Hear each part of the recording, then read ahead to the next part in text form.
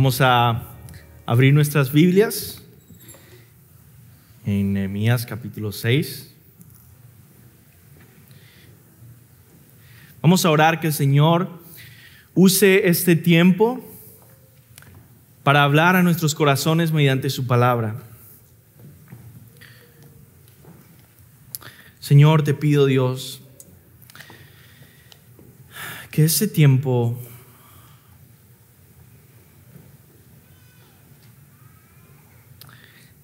sirva para exaltar tu nombre, Señor, para edificar a tu pueblo, para salvar al perdido, para traer sabiduría y discernimiento y unidad y humildad y paz y corrección a tu pueblo mediante tu palabra. Señor, sabemos que tú eres el pastor de esta iglesia, tú eres nuestro pastor y nos pastoreas a través de tu palabra. Prepara nuestros corazones para ser pastoreados por ti gozosamente. Te lo pido en el nombre de Jesús. Amén. Bueno, llegamos al final de esta serie de Nehemías. Llegamos al último capítulo de nuestra serie. Nehemías continúa con más capítulos, pero esa es nuestra serie. Nehemías del 1 al 6, restaurando la visión. Y ha sido un gozo, la verdad. Nunca había podido estudiar o profundizar en este libro, pero ha sido un desafío bastante especial e interesante para mi vida y espero que para tu vida. Ahora, en este capítulo 6, la verdad continúa lo que ha pasado en el capítulo 5, lo que ha pasado en el capítulo 4, y es oposición tras oposición tras oposición a la obra de Dios, al reino de Dios en la tierra, la oposición de la antigua serpiente manifestándose, por supuesto, en más y más y más enemigos de toda clase, de afuera, de adentro, de nosotros mismos, de cualquier lado, enemigos. Y ver la victoria de Dios en medio de cada una de esos enfrentamientos contra el enemigo. Una de las cosas que vemos en Nehemías es que el texto clara y naturalmente cuando se lee nos cuenta de, la verdad, virtudes de este gran líder. Por lo tanto, es un poco complejo a veces estudiar este libro porque tienes que ver lo que hay detrás de la virtud de Nehemías como líder o de cualquier ser humano con virtudes de liderazgo. La gracia de Dios está detrás de cualquier virtud, cualquier actitud ejemplar, de cualquier cosa digna de imitar, de cualquier acto de sabiduría o de amor o de compasión o de valentía. No solo en Nehemías, pero en cualquier ser humano, detrás de eso está la gracia de Dios. Por lo tanto, es un poco complejo mantener nuestra mirada en lo que naturalmente y claramente el texto está diciendo sobre Nehemías y al mismo tiempo ver la gracia de Dios, el carácter de Dios detrás de estas virtudes, detrás de esta sabiduría, detrás de esta valentía y compasión y amor y discernimiento de Nehemías. El mensaje de hoy lo titulé 10 lecciones que protegerán a todo líder. Y la verdad, si yo pudiera resumir en una sola palabra, de entre muchas que puedo elegir para resumir este capítulo 6 completo, quizá usaría la palabra discernimiento. Ahora, si lo resumiera en una frase, diría: el discernimiento bíblico te protegerá de 1000 enemigos. Vemos una y otra vez constantes oposición, enemigos, constantes problemas, y vemos una y otra vez cómo Nehemías no se deja engañar. ¿Por qué? Porque tiene discernimiento. Discernimiento bíblico te protegerá de 1000 enemigos. Quizás así yo resumiría este capítulo. ¿Pero qué es el discernimiento? Bueno, obviamente se ha usado mal esta palabra por bastante tiempo en algunos círculos. Así que queremos decir primero que discernimiento no es ser guiado por emociones. Que discernimiento no es que tengo un sentir de que esa persona es maligna, ¿no?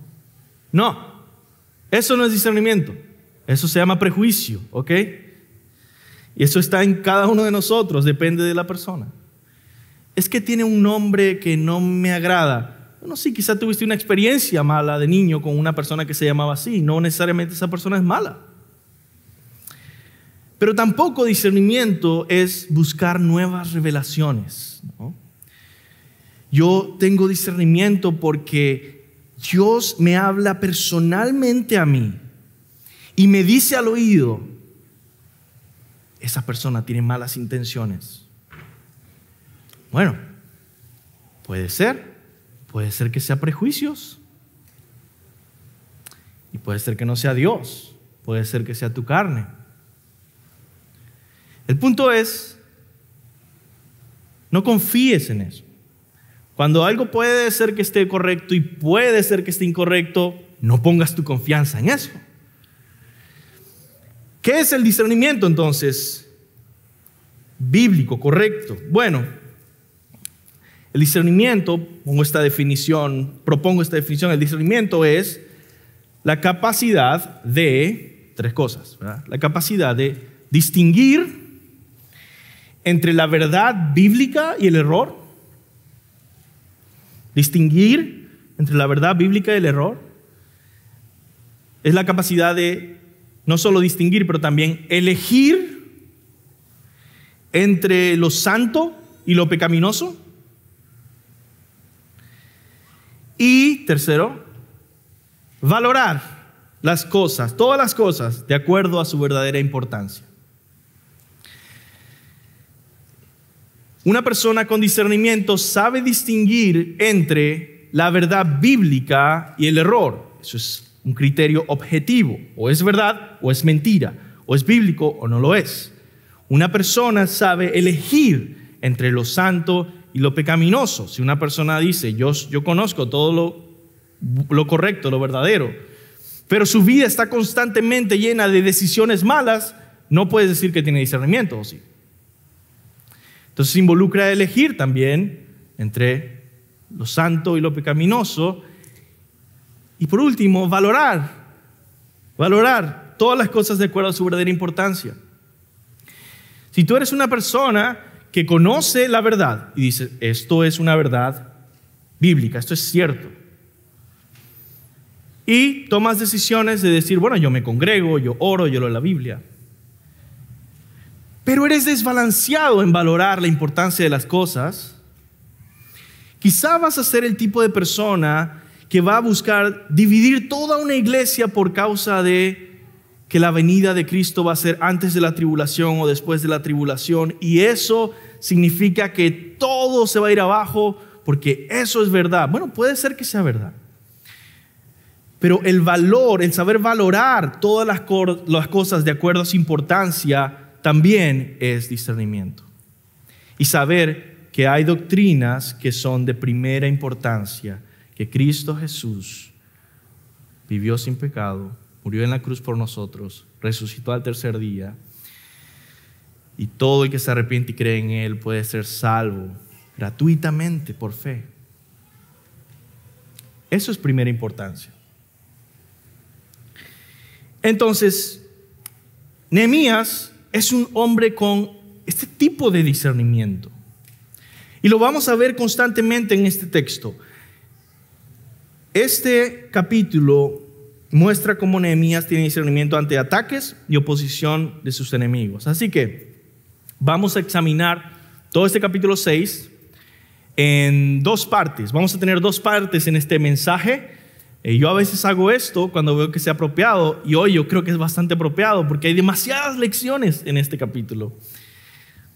Y la primera parte que vamos a hacer es simplemente leer el texto juntos. ¿No? Vamos a leer el texto y vamos a entender algunas partes que pueden ser difíciles en el texto. Y luego, al final de la segunda parte, vamos a ver 10 lecciones que protegerán a todo líder de este capítulo. Muy bien, vamos a leer el texto, comenzar con el versículo 1. Cuando oyeron Sanbalat y Tobías y Gesem el árabe, recuerden que esos son los 3 enemigos principales de Nehemías que aparecen una y otra vez en el libro, ¿no? Sabemos quiénes son: Sanbalat y Tobías y Gesem el árabe, y los demás de nuestros enemigos, que yo había edificado el muro y que no quedaba en él portillo. ¿Qué es portillo? La verdad es una brecha, es una parte sin construir, no quedaba parte sin construir, aunque hasta aquel tiempo no habían puesto las hojas en las puertas, es decir, ya todo el muro estaba completo, pero faltaba simplemente colocar las puertas que ya estaban listas para estar en su lugar. Sanbalat y Gesem enviaron a decirme: ven y reunámonos en alguna de las aldeas en el campo de Ono. Ahora recuerden que esos enemigos, unos capítulos atrás, le habían dicho que los iban a matar, es decir, los habían amedrentado y les habían advertido que pararan la obra, si no los iban a atacar violentamente. Pero les dice ahora: ven, vamos a reunirnos en el campo de Ono. Mas ellos habían pensado hacerme mal. El campo de Ono queda más o menos a 27 millas de distancia de Jerusalén y estaba cercano a lugares que deseaban matar a Nehemías. Habían varios enemigos en esa zona en dirección al campo de Ono. Los enemigos de Nehemías deseaban manipularlo con una supuesta invitación a reconciliación, ¿verdad? A unidad, a decir: bajamos las armas, queremos ser amigos. Pero Nehemías tenía discernimiento y sabía que era una trampa. Así que seguimos con el versículo 3. Y les envié mensajeros diciendo, básicamente, no voy a ir. Les dice: yo hago una gran obra y no puedo ir, porque cesaría la obra dejándola yo para ir a vosotros. Ahora, Nehemías fue inteligente en responder de esta manera, porque más adelante nosotros vamos a ver cómo habían personas, muchas personas dentro de la ciudad, dentro de Judá, que estaban en contra de Nehemías y tenían lealtad para con sus enemigos.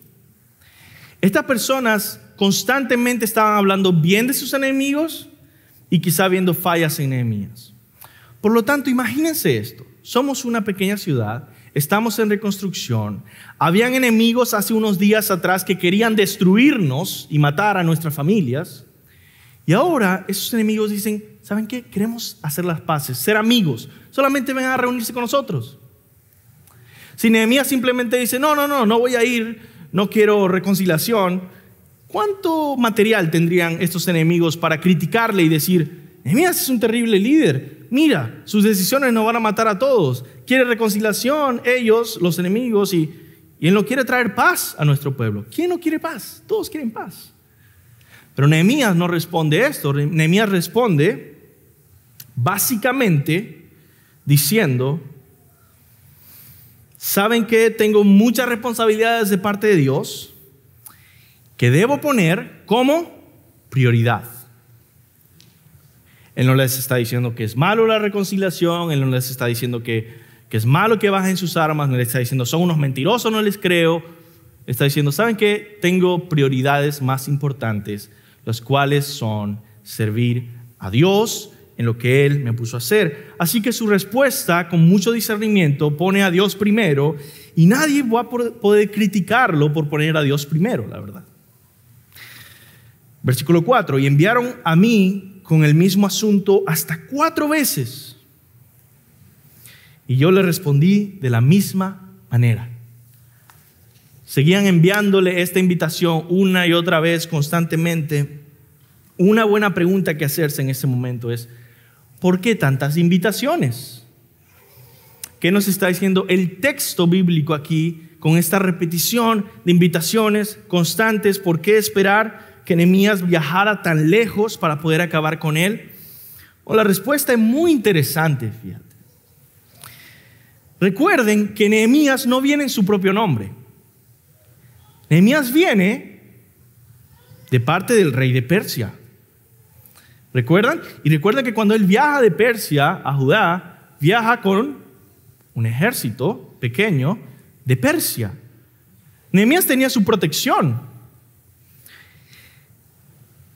Así que ellos tenían que hacer, los enemigos tenían que hacer que Nehemías viajara bien lejos, en el que hayan tramos totalmente desolados, totalmente desiertos, donde no hay absolutamente nadie y que son peligrosos. De tal manera que si llegaban a por fin secuestrar a Nehemías y matarlo, podían inventar una historia de que fueron bandidos en el desierto. Es un viaje peligroso. Todo el mundo sabía que los viajes eran súper peligrosos.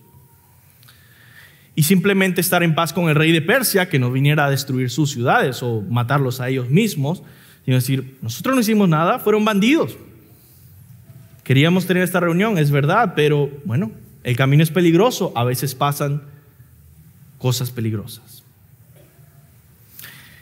Entonces ellos seguían insistiendo con estas invitaciones y él respondía igual. Y seguimos leyendo el texto, versículo 5 dice: entonces Sanbalat envió a mí, su criado, para decir lo mismo por quinta vez, con una carta abierta en su mano, en la cual estaba escrito: se ha oído entre las naciones, y Gasmu lo dice, que tú y los judíos pensáis rebelaros, y que por eso edificas tú el muro con la mira, según estas palabras, de ser tú su rey, y que has puesto profetas que proclamen acerca de ti en Jerusalén, diciendo: hay rey en Judá. Y ahora serán oídas del rey las tales palabras. Ven por tanto y consultemos juntos. La primera estrategia que usaron los enemigos para manipular a Nehemías fue promesas engañosas de paz, ¿verdad? Vamos a hacer paz, vamos a reconciliarnos. La segunda estrategia es tentarlo a defender su reputación. Pero Nehemías mostró discernimiento y no intentó defender su propio nombre, ¿verdad? Dice: mira, vamos a decir que la verdad, tú estás queriendo hacerte rey, tú estás traicionando al rey de Persia, a tu jefe. Y Nehemías dice, vamos a ver qué dice después. Pero simplemente quiero poner este énfasis en que lo tentaron con defender su reputación.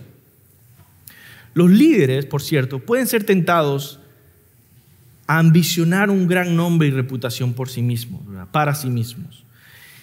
La verdad, por eso yo estoy tan en contra de las conferencias de liderazgo cristiano y los pastores que hablan de que nosotros tenemos que tener esta pasión de multitudes, por ejemplo. O de que siempre tenemos que tener la pregunta en mente, esta siguiente pregunta en mente: ¿qué dirán de ti cuando mueras? Suena bien, ¿no? Algunas personas dicen: wow, tengo que lograr grandes cosas. ¿Por qué? Porque ¿qué dirán de ti cuando mueras? Estoy en contra totalmente de esa pregunta, o ese énfasis, o ese enfoque para tu ministerio, o para cualquier cosa que hagas. Creo que una pregunta mejor es: ¿qué dirán de Cristo? Hermano, no debemos buscar hacer a nuestros nombres grandes para que duren años en el futuro, ¿verdad? Y puedan decir: logró grandes cosas, impactó multitudes. Por favor, ¿sabe que crea eso un ambiente de tentación en el que estás defendiendo tu nombre todo el día? Debemos menguar para que Él crezca, dice Juan el Bautista. ¿verdad? Decía por ahí que Juan el Bautista fue el mejor líder, según Dios, el peor frente al mundo, porque quedó sin un discípulo y todos se los llevó Jesús. Dice, bueno, precisamente queremos que sigan a Jesús, queremos que vayan con Jesús. Y él se quedó solo, encarcelado y luego decapitado.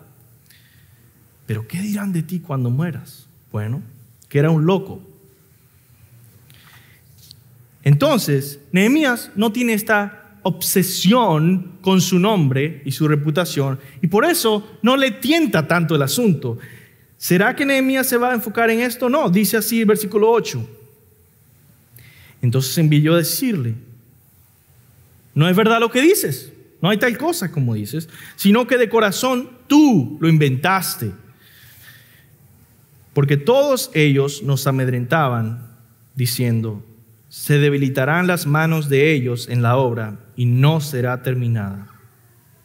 Ahora pues, oh Dios, fortalece tú mis manos. Nehemías no responde defendiéndose a sí mismo, sino diciendo, ¿sabes qué? Esto no es cierto, voy a orar. ¿Viste lo último que decía? Ahora pues, oh Dios, fortalece tú mis manos. Versículo 10. Vine luego a casa de Semaías, hijo de Delaía, hijo de Mechtabel, porque él estaba encerrado, el cual me dijo, reunámonos en la casa de Dios dentro del templo y cerremos la puerta del templo porque vienen para matarte. Sí, esta noche vendrán a matarte. Este es el personaje más interesante del capítulo, por cierto. Se ve como esta persona que está constantemente intranquila y temerosa y dice, hey, yo estoy aquí encerrado en mi casa, dice el texto. Y te estoy diciendo, por cierto, que debemos ir al templo para encerrarnos ahí. Ese personaje desconocido para nosotros era un supuesto profeta. Después dice el texto más adelante. Y no solo él, sino habían muchos otros profetas, vamos a ver, que estaban vendidos o comprados, mejor dicho, por los enemigos de Nehemías. Y este falso profeta estaba intentando predecir un ataque inminente con el fin de que Nehemías tuviera temor y cayera, ojo, que Nehemías cayera en un error que le podía costar la vida. Muy inteligente, por cierto, de sus enemigos. Si no podemos hacerlo salir de la ciudad y matarlo nosotros, vamos a hacer que haga algo para que otros lo maten. Incluso que lo maten legalmente. ¿Cuál sería un error que le pueda costar la vida a Nehemías? Acobardarse y entrar en el templo. Dice, ¿cómo? Bueno, versículo 11. Entonces dije, ¿un hombre como yo ha de huir? ¿Y quién que fuera como yo entraría al templo para salvarse la vida? No entraré. Y entendí que Dios no lo había enviado a este profeta, sino que hablaba aquella profecía contra mí porque Tobías y Sanballat lo habían sobornado. Porque fue sobornado para hacerme temer así y que pecase y le sirviera de mal nombre con que fuera yo infamado. Algo que Nehemías sabía que quizá tú no sabes es que estaba prohibido entrar al templo para cualquier persona. Solamente los sacerdotes levitas podían entrar al templo. Eso era una ley de Dios. Nehemías, no debía verse a sí mismo como alguien que estaba más allá de la ley, alguien que no era cualquier persona. No. De hecho, en 2 de Crónicas 26 se relata cómo el rey Usías se refugió en el templo y Dios lo castigó con lepra. Es más, de acuerdo a la ley de Dios, Nehemías podía haber sido ejecutado por entrar al templo, no siendo sacerdote levita. Discernimiento que viene de un conocimiento de la palabra de Dios. Versículo 14. Acuérdate, Dios mío, de Tobías y de Sanballat conforme a estas cosas que hicieron. Y también acuérdate de Nodías profetiza y de los otros profetas, más profetas, que procuraban infundirme miedo. Fueron varios los profetas que se opusieron a Nehemías para confundirlo y desviarlo, ¿verdad? Pero Nehemías fue un maestro del discernimiento. Versículo 15. Fue terminado pues el muro el 25 del mes de Elul en 52 días. En 52 días se terminó toda la obra de este muro. Y cuando lo oyeron todos nuestros enemigos, temieron todas las naciones que estaban alrededor de nosotros y se sintieron humillados y conocieron que por nuestro Dios había sido hecha esta obra. Es decir, esta es una gran victoria que Nehemías quiere contarnos en medio de todas estas oposiciones, ¿verdad? Logramos esta gran victoria y salta en el texto, ¿no? Como algo diferente. Y es una gran victoria que en solo 52 días lograran terminar el muro de toda la ciudad sin herramientas modernas. Versículo 17. Asimismo, en aquellos días iban muchas cartas de los principales de Judá a Tobías, y las de Tobías venían a ellos, porque muchos en Judá se habían conjurado con él, porque era yerno de Secanías, hijo de Ará, y Johanán, su hijo, había tomado por mujer a la hija de Mesulam, hijo de Berequías. También contaba delante de mí las buenas obras de él, y a él le refería mis palabras, y enviaba a Tobías cartas para atemorizarme. Este fue quizá el texto más difícil de leer, ¿verdad? Lo que está diciendo es lo siguiente, que habían varios grupos de personas con lealtades diferentes. Había gente con lealtad a Nehemías y al liderazgo que Dios había puesto en la ciudad, y había gente que era fan de esos otros gobernantes de otros lugares que eran enemigos de Nehemías. ¿Por qué apoyaban a esos gobernantes de afuera? Porque habían hecho un pacto con ellos y se habían casado con sus hijas y todo este asunto de familia. Y por eso ellos buscaban constantemente hablar bien de ellos y quizá ver cómo Nehemías criticarlo, ¿no? Eran agentes dobles, por así decirlo. Trataban de meterse entre el pueblo porque eran del pueblo y decir cosas que pudieran influenciar para debilitar el liderazgo de Nehemías.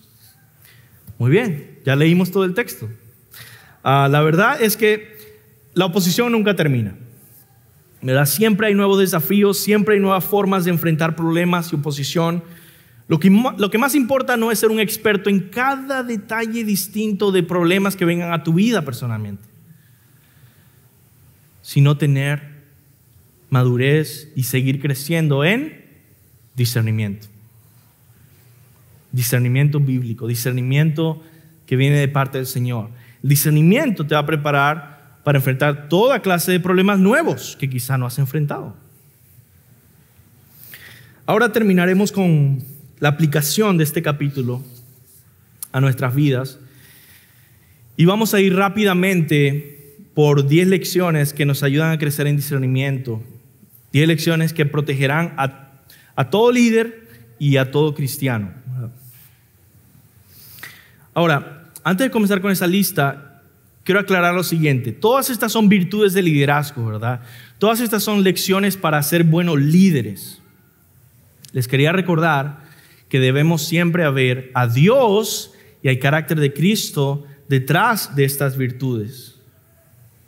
Nehemías nos apunta al gran pastor de las ovejas, al gran líder, a Jesucristo. Lo interesante es que Jesucristo nos está moldeando a su imagen. Entonces es esta relación un poco extraña, y si no la explico no vas a entender todos los puntos. Y es que estamos viendo a Nehemías y su sabiduría y su discernimiento y aprendiendo. Pero cuando vemos a Nehemías, vemos a la fuente de esa sabiduría, que es Jesucristo, aquel que despliega esas virtudes en su forma máxima. Pero cuando vemos a Cristo, vemos lo que Él quiere hacer con nosotros, porque Él nos está moldeando a esa imagen. y por lo tanto tenemos instrucciones claras de cómo seguir avanzando en ese crecimiento espiritual, porque es crecer a la imagen de Jesús. Y esa es la dinámica que vamos a tener constantemente.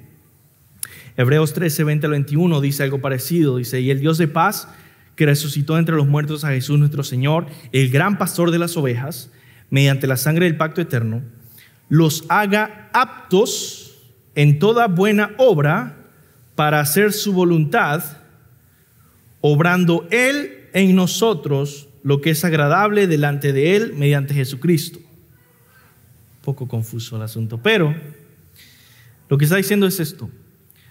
Con estas 10 lecciones que vamos a ver, sí, tú vas a tener instrucciones para llevarte a tu casa, pero esas instrucciones van a ser usadas por Dios para moldear a Cristo en tu vida y parecerte más a Él. Por lo tanto, adoramos al Señor mientras aprendemos algo nuevo. Amén.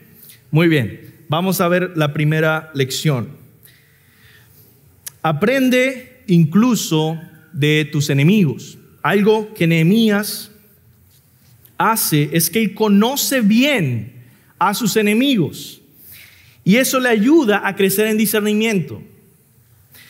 Tú debes aprender incluso de tus enemigos, ¿verdad? No solamente de la gente que respeta, no solamente de maestros, pero incluso de tus enemigos.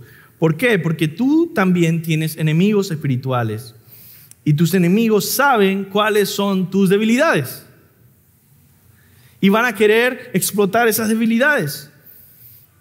Intentarán usarlas contra ti y entiendes, ok, tengo esas debilidades. No voy a dejar que el enemigo las use, porque las quiere usar. El famoso escritor C.S. Lewis sabía la importancia de aprender incluso de sus enemigos y escribió un libro llamado Cartas del Diablo a su sobrino, ¿no?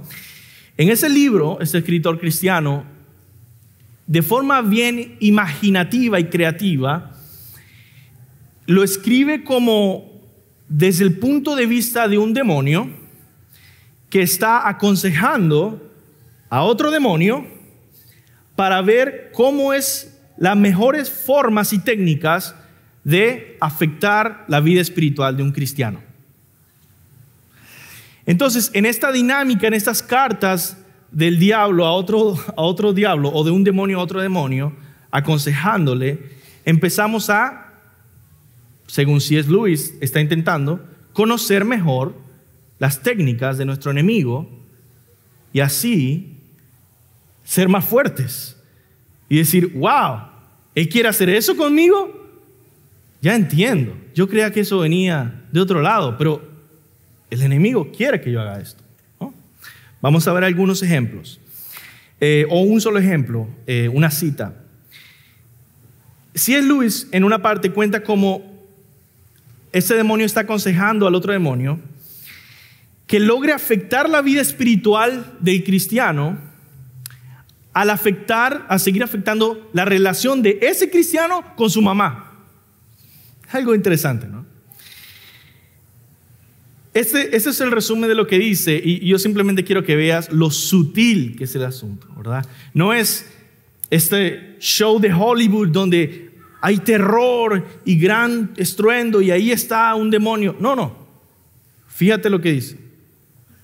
El demonio le escribe, o un diablo le escribe al otro diablo, ¿no? Me complace mucho todo lo que me cuentas acerca de las relaciones de este cristiano con su madre. O sea, están mal. Aprovéchalo para tu ventaja, ¿no? Para hacerle daño a ese cristiano. Tienes que adelantarte a lo que Dios está haciendo en su corazón y comportamiento. Los siguientes métodos serán útiles. Voy a mencionar solo 2 métodos que él menciona, porque él menciona más. Primero, haz que se enfoque exclusivamente en su vida interior, que el cristiano solamente esté viendo hacia adentro, de tal manera que toda su atención esté en su estado de ánimo y sentimientos. Su atención estará tan alejada de su realidad que no conectará su vida espiritual con su propia casa y su relación con su propia madre. Estará tan distraído en ver, me siento bien, estoy bien, que no va a ver que debe tratar bien a su mamá. Segunda estrategia que le aconseja este diablo a otro diablo. Es frecuente que cuando dos seres humanos han convivido durante muchos años, cada uno tenga tonos de voz o gestos que al otro le resultan insufriblemente irritantes. Saca provecho de eso. Haz que tu paciente,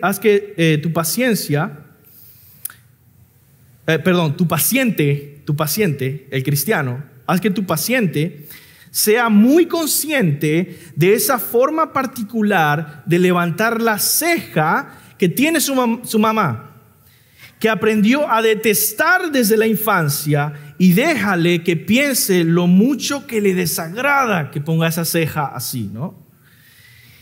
Y déjale suponer que ella sabe lo molesto que resulta ese gesto y que lo hace para fastidiarle. Si sabes hacer tu trabajo, él no se percatará de cuán improbable es tal suposición. Por supuesto, nunca le dejes sospechar que también él tiene tonos de voz y miradas molestas a su madre, y miradas que molestan a su madre de forma semejante. Sutil. Una ceja, ¿no?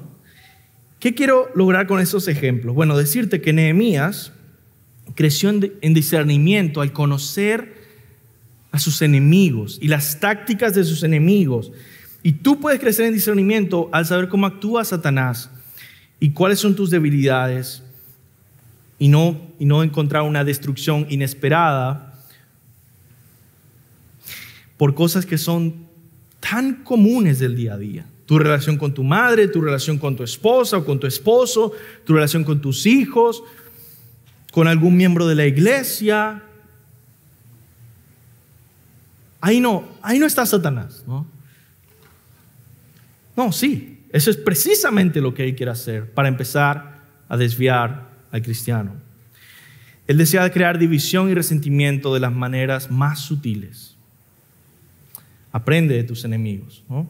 Crecerás en discernimiento. Jesús conocía al enemigo como nadie más, y eso lo hizo protegerse ante sus estrategias sutiles, ¿verdad? En el desierto y durante su ministerio, como cuando el enemigo quiso usar a Pedro para sutilmente desenfocar a Jesús de su misión. Y Jesús le dice: apártate de mí, Satanás, a Pedro.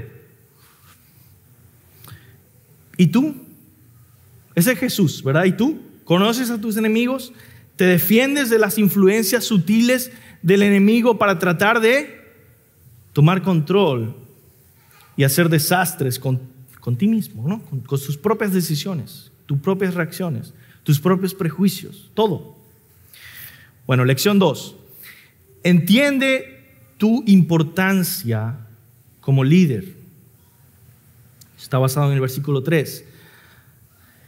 Vemos en el versículo 3 que los enemigos del pueblo de Dios sabían que sus ataques debían enfocarse en un solo hombre para ser exitosos, ¿verdad?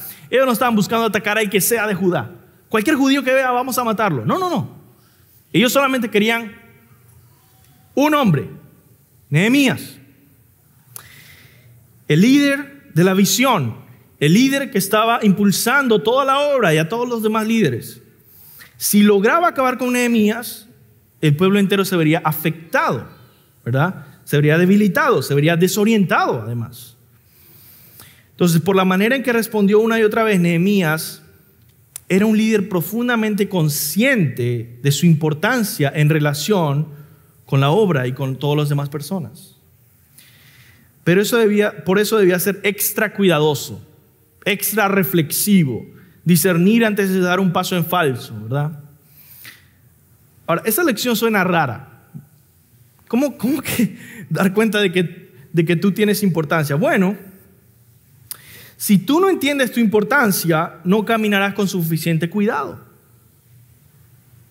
Dirá: no importa si yo caigo, al final yo soy el único afectado. No. Si eres Nehemías, no. En tu hogar, no. Si tú caes, todo el hogar se afecta, ¿no? En tu ministerio aquí en la iglesia, importante, ¿no? Incluso en tu rol de la familia extensa en general. Tu testimonio en el trabajo. Me encanta una vez que Paul Washer estaba dando este ejemplo, ¿no? El pastor Paul Washer decía, si a mí me encontrara él es presidente de una agencia misionera, y dice, si a mí uno de los empleados o directores de la agencia me encontrara en mi casa con una muchacha que no es mi esposa haciendo galletas, me va a decir, ¿qué estás haciendo?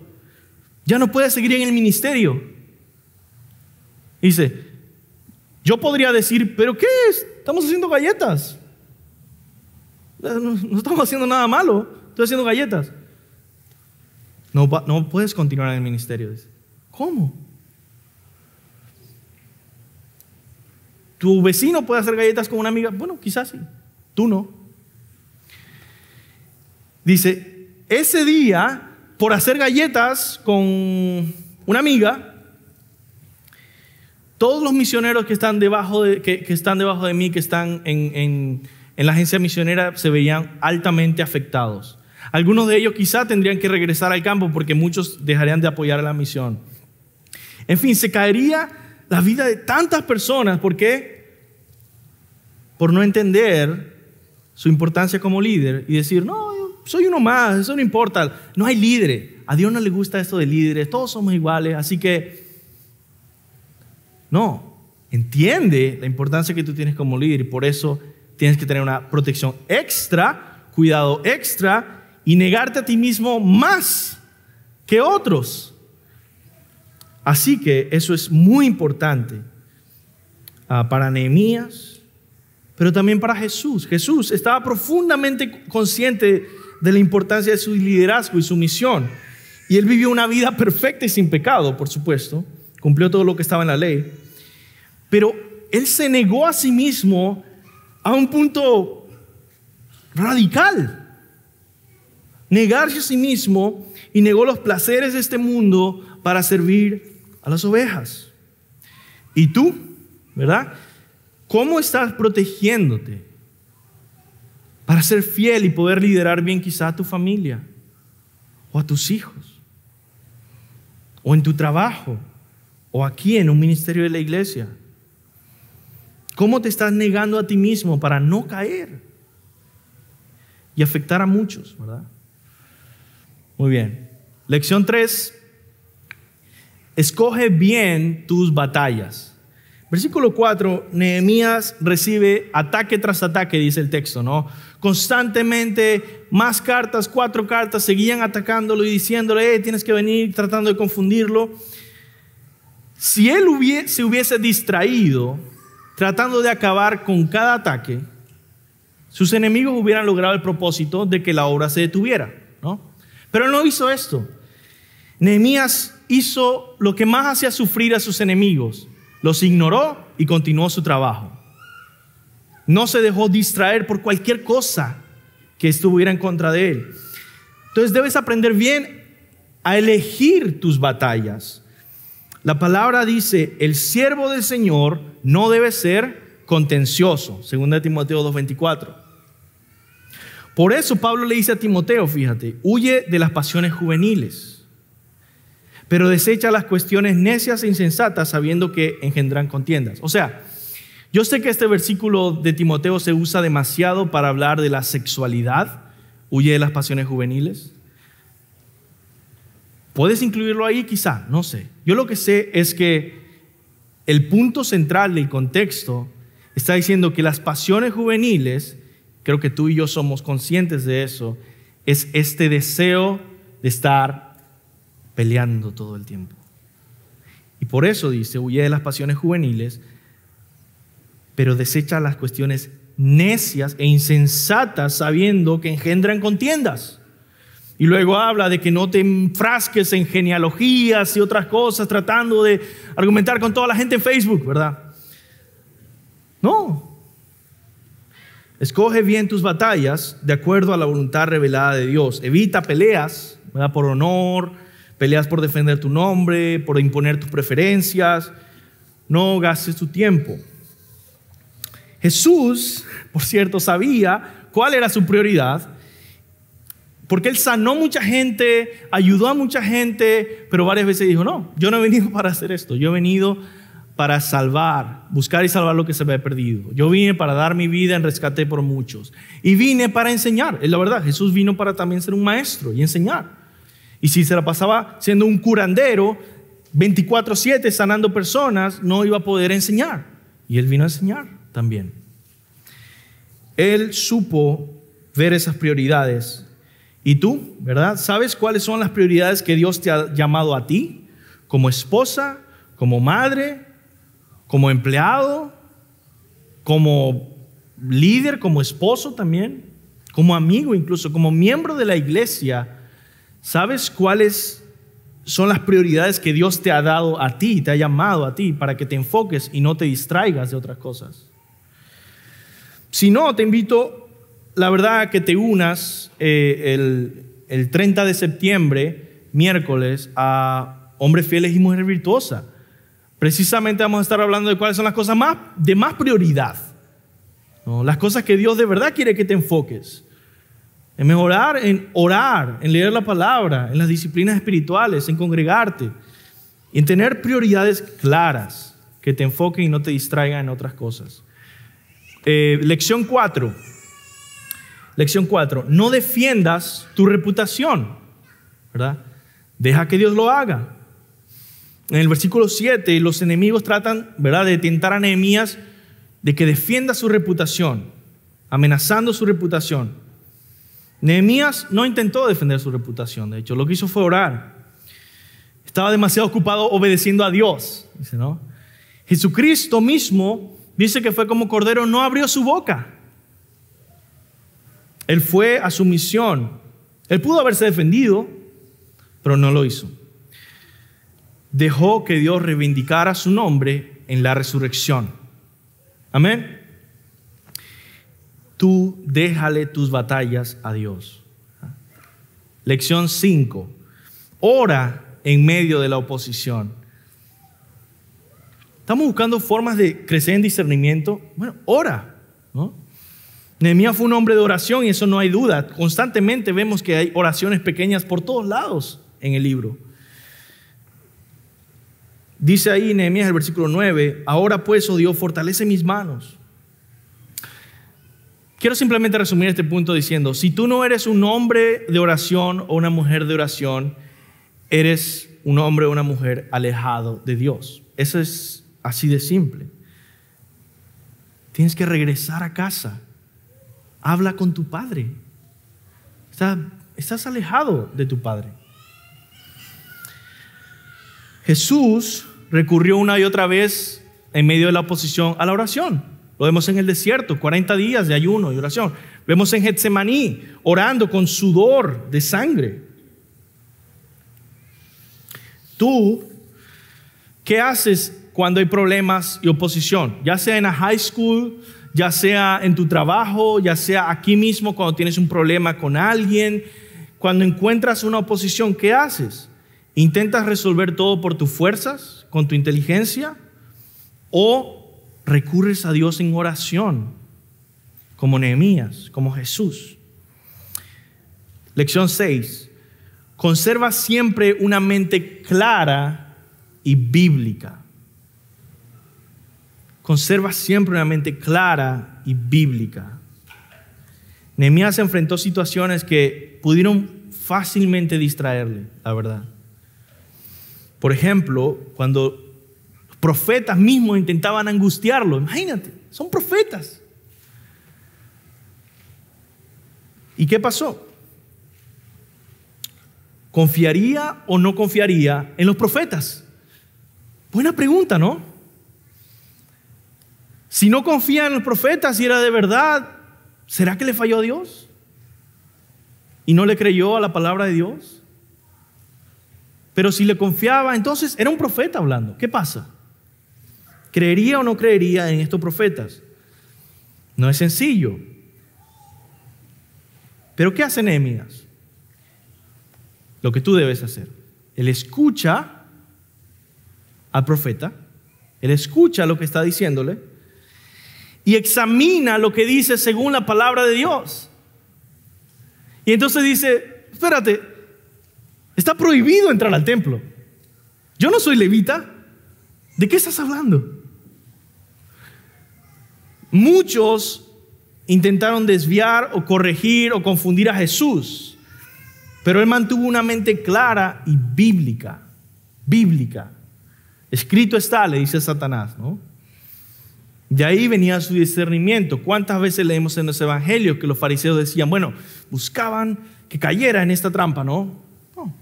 Tenía una mente clara y bíblica en lo que estaba diciendo. Tú no te dejes dominar por otros pensamientos, ¿verdad? Mucha gente va a venir tratando de decirte qué es lo correcto, qué es lo sabio, qué es lo que debes hacer, cuáles son los temores que debes tener. Un líder debe saber con precisión cuál es la voluntad de Dios, y tú, cada cristiano, debe saber con precisión el texto bíblico y qué significa y qué es lo que Dios dice. Y no hay algo que aclare más la mente y la enfoque más bíblicamente que el siguiente ejercicio, ¿ok? ¿Quieres que te dé algo bastante práctico cuando sientes que todo está nublado, que estás confundido, que no sabes qué es lo que se supone que es la voluntad de Dios? Bueno, aquí está el ejercicio práctico. Satura tu mente y tu corazón del Evangelio. Del Evangelio. Busca formas efectivas en las que tú personalmente encuentras que tu corazón se eleva a meditar y profundizar en el Evangelio. El orgullo se va a ir, las distracciones egoístas se van a ir, las ambiciones se van a ir, tus preocupaciones se van a ir. ¿Por qué?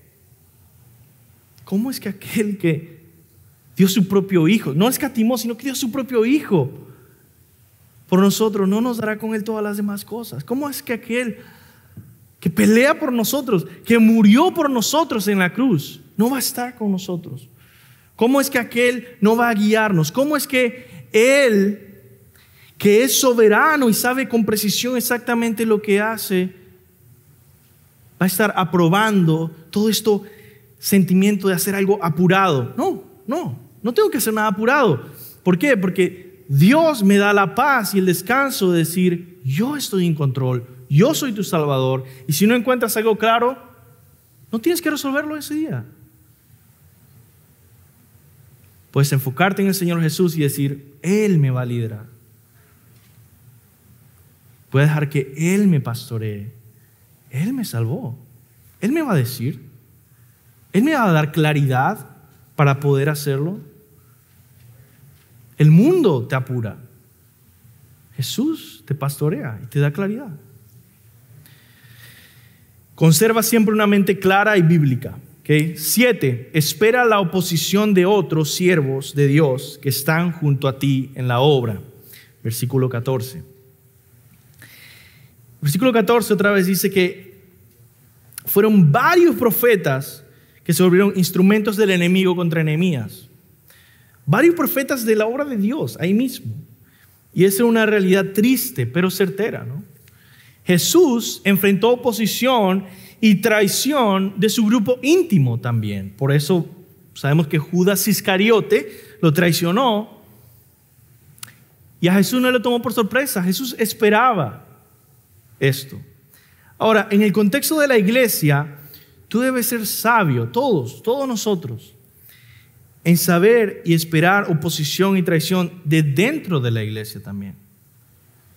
No porque vivimos sospechando de todo el mundo, no. Pero porque la palabra de Dios es demasiado clara. Ya te voy a leer un versículo en el que Pablo, en Hechos 20, 28 al 30, advierte a los pastores que él mismo estaba poniendo ahí, que dentro de él se levantarían lobos. Dice el texto, por tanto mirad, dice Pablo a los pastores ahí, mirad por vosotros mismos y por todo el rebaño en que el Espíritu Santo los ha puesto como obispos a ustedes, para apacentar a la iglesia del Señor, la cual Él ganó por su propia sangre. Porque yo sé que después de mi partida entrarán en medio de vosotros lobos rapaces que no perdonarán al rebaño. Y ojo, versículo 30. Y de vosotros mismos se levantarán hombres que hablen cosas perversas y arrastrarán tras sí a los discípulos. La palabra de Dios es muy clara y por lo tanto nosotros no debemos jamás ser ingenuos, sino esperar oposición siempre. Y por eso siempre tener sabiduría, mesura, ¿verdad? Discernimiento. 8. Lección 8. Abraza la importancia de celebrar tus victorias. Suena un poco raro, pero no lo es. Versículo 15. Nehemías interrumpe su historia para decir que la muralla fue completada. Y fue completada en tiempo récord. 52 días. Y celebrar este gran logro. Y eso es saludable y necesario, no solo para tu satisfacción personal, pero para que Dios reciba gloria y no solamente quejas. Es necesario detenerse y celebrar para que Dios reciba alabanza y acciones de gracias por lo que hizo y no solamente, ok, terminó, bueno, necesito otra cosa, por cierto. Y otra cosa, y necesito que me resuelvas otra cosa más. Espérate, ya te resolví 10, ¿no? Detente y celebra las victorias de Dios. Dios saca al pueblo de Egipto y el pueblo adora en los salmos que aparecen ahí en Éxodo. Jesús constantemente estuvo se detuvo en medio de su ministerio muchas veces para adorar a Dios. Y decir, alabo al Padre, ¿no? Que les ha revelado estas cosas a ustedes. Nosotros debemos también tener este compromiso, esta convicción de celebrar lo que Dios está haciendo, celebrar las victorias del Señor. Ahora, celebrar significa tomar un tiempo para reconocer la gracia de Dios manifestada en esa victoria, ¿verdad? Si una persona solo vive enfocada en identificar, resolver problemas en la obra de Dios, esa persona no va a glorificar a Dios como Él merece. La Biblia dice una otra vez que lo que Dios quiere es que nuestro gozo sea completo. Por lo tanto, Él desea que le adoremos, nos regocijemos en su cuidado, en su fidelidad, en su poder, en su gracia, en su sabiduría. Así que, déjame decirte algo final para pasar al punto 9. Regocijarse y adorar, ojo, son actividades, escucha, regocijarse y adorar son actividades que toman tiempo. Entonces, no podemos adorar al Señor apurados. No podemos celebrar la victoria del Señor apurados. Es decir, sí, el Señor te obliga a descansar para darle gloria a Él. Toma tiempo agradecer, toma tiempo recordar las bendiciones de Dios, toma tiempo celebrar lo que Él ha hecho, sus victorias. 9, apunta a otros a la gloria de Dios. Versículo 16, al final dice, conocieron que por nuestro Dios había sido hecha esta obra, la reconstrucción de las murallas. Fue Dios el que lo hizo y se vio y se notó. Hubiera sido fácil para Nehemías decir, ellos sabían que yo lo había logrado, yo lo hice y me amaban. No. Él dice, fue Dios. Ahora, Jesús constantemente glorificó al Padre en su ministerio y tú debes vivir para la gloria de Dios, ¿verdad? Me gustó una frase que escuché hace un tiempo: no toques la gloria. ¿Qué quiere decir eso? No es para ti. No toques la gloria. Dios no comparte su gloria con nadie. No toques el reconocimiento, la gloria y la honra. Eso es de Dios. Y es fatal que trates de tomarla. La gloria es de Él y tú debes constantemente redirigir la gloria al que verdaderamente la merece, Dios. Y vamos a terminar con la última lección, 10. Persevera en medio de la oposición. La verdad es que la oposición nunca iba a acabar, por lo menos no en esta tierra, ¿no? La verdad que no. La oposición interna iba a estar ahí, la oposición externa. El líder nunca descansa de sus enemigos internos. Siempre hay aquellos que murmuran contra Nehemías, aquellos que se vuelven para informantes del enemigo, ¿verdad? Como en los últimos versículos. Aquellos que son leales a otros líderes, rivales, y a otros simplemente que desean manipular a Nehemías, ¿no? Es lucha constante. En medio de todo eso, Nehemías persevera. Él sigue adelante y sabe que Dios pelea por él, que Dios lo pastorea y que sabe que el verdadero líder de Judá no es Nehemías, es el Señor. Dios es el que lidera Judá. Y él puede ser un instrumento del Señor y ser usado. Descansar en él, perseverar y descansar, ¿no? En medio de la oposición. Jesús perseveró en medio de la oposición. Con el gozo puesto delante de él, soportó la cruz, como dice Hebreos 12:2. Tú, esfuérzate, sé valiente, tal como tu Salvador, ¿no? Porque no es por tus fuerzas que vas a liderar a tu familia, no es por tus fuerzas que vas a criar a tus hijos, no es por tus fuerzas que vas a servir a Dios en diversos ministerios de esta iglesia, no es por tus fuerzas que vas a evangelizar. Persevera en las aflicciones y la oposición porque Dios lo merece. Así que en las virtudes de Nehemías como líder, vemos a Jesús, el mejor y más perfecto Nehemías, el líder ejemplar que lo dio todo para bendecir a su pueblo. Y cuando vemos a Jesús, vemos lo que Él está haciendo en cada uno de nosotros, moldeándonos a su imagen. Así que sigue creciendo tú a la imagen de Cristo cada día. Vamos a orar. Señor, gracias por tu palabra. Gracias por toda esta serie, Señor, que se acaba hoy. Gracias por este tiempo de poder meditar en Nehemías, conocer más este libro del Antiguo Testamento.